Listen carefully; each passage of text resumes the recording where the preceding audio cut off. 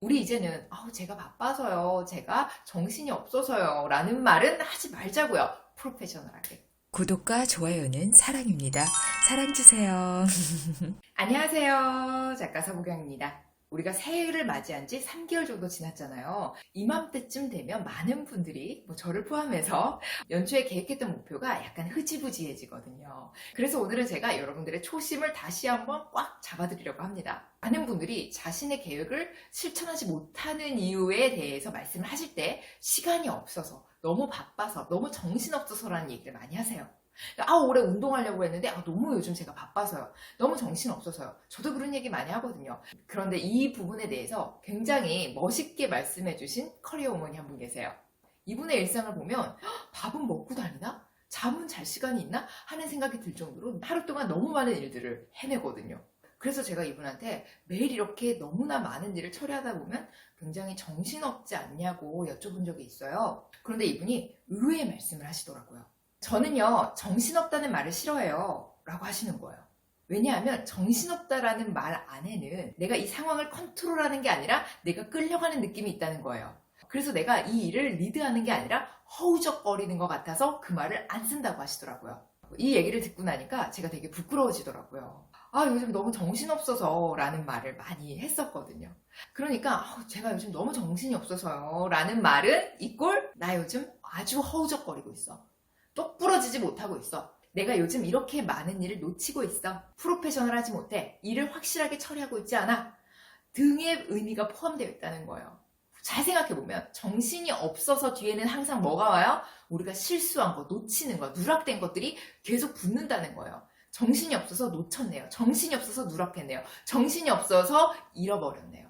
정신이 없어서 완벽하게 일을 처리했습니다. 이런 말이 올 수가 없잖아요.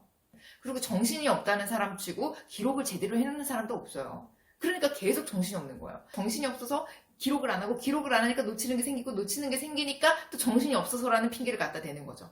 그게 뭐냐면 나도 모르게 나 이 정도로 지금 이 정도로 허우적거려요를 보여주고 있는 거예요, 상대방한테. 그래서 저한테 바쁘다라는 말이 프로페셔널하지 않아서 싫다라고 말한 지인의 얘기를 듣고 나서부터 저도 좀 그 말을 안 하려고 하거든요. 물론 우리가 외적인 어떤 요소, 환경적으로 막 이러지도 저러지도 못하는 어떤 상황들이 있거든요. 그런데 그런 상황이 어쩌다 한 번이 아니라 1년 내내 이어진다면 어쩌면 내가 그 상황을 만든 걸 수도 있다고요. 그런 정신없는 시스템을 내가 용인한 거예요. 그런데 신기한 건 계속 정신없고 바쁜데 그렇다고 결과물이 막 그럴듯하게 나오는 것도 아니거든요. 그러니까 뭐냐면 벌린 거는 엄청 많은데 뭐 하나 제대로 마무리 짓지 않는 경우도 되게 많고요. 그리고 또 어떤 경우가 있냐면 그렇게 정신없는 상황이 아닌데 굉장히 심플하게 마무리를 지을 수도 있는 건데 어렵게 꼬우는 사람들도 있어요. 그렇게 하는 게 늘 익숙해 있기 때문에 그래요. 정리정돈을 할 수 있는 부분도 굉장히 어수선하고 복잡스럽게 가는 거예요.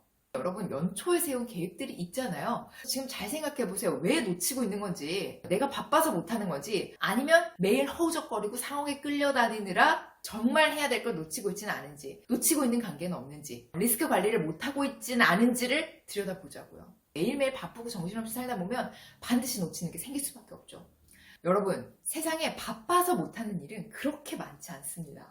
우리의 24시간은 책상과 비슷한 거예요. 우리가 왜 책상에 그냥 막 이것저것 올려놓는 거예요. 막 엉망진창으로 정리도 안 하고. 그게 엉망진창으로 놓다 보니까 나중에 뭐 하나 찾으려고 하면은 하루 종일 찾아야 되잖아요. 우리가 우리 24시간을 리드해야지. 그냥 막 정신없이 끌려가서 되겠습니까? 여러분의 24시간은 여러분 겁니다. 물론 우리가 외부에서 정말 많은 영향을 받아요. 늘 자극이 들어옵니다. 그런데 어쨌든 그 자극도 나의 24시간 안에 들어오는 거잖아요. 내가 이 24시간에 끌려가는 게 아니라 현명하게 경영하면 교통정리를 잘 할 수 있다는 거죠. 예전에 제가 한 가지 업무에 꽂히면 그 업무만 계속 주시하면서 집착했던 때가 있어요. 20대 때. 그때 제 사수가 저한테 이런 얘기를 했어요. 이건 너의 하루의 일부일 뿐이라고. 여기에만 빠져서 허우적거리는 동안 다른 거 다 놓치고 있지 않냐고 하시더라고요. 그러니까 제가 해야 할 일이 정말 많은데 그 중에 일부에 몰입을 너무 심하게 했던 거죠.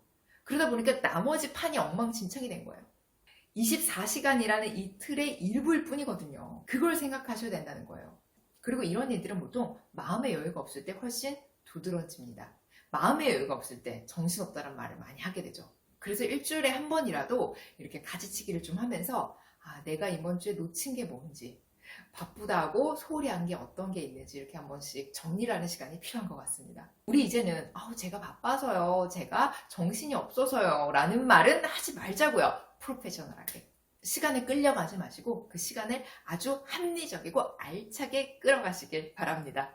네, 오늘은 여기서 인사드리겠습니다. 오늘 영상이 도움이 되셨다면 구독 꾹, 좋아요 꾹, 알림 설정 부탁드려요. 오늘도 함께 해주셔서 고맙습니다. 행복 가득한 기분 좋은 하루 되시길 바랍니다.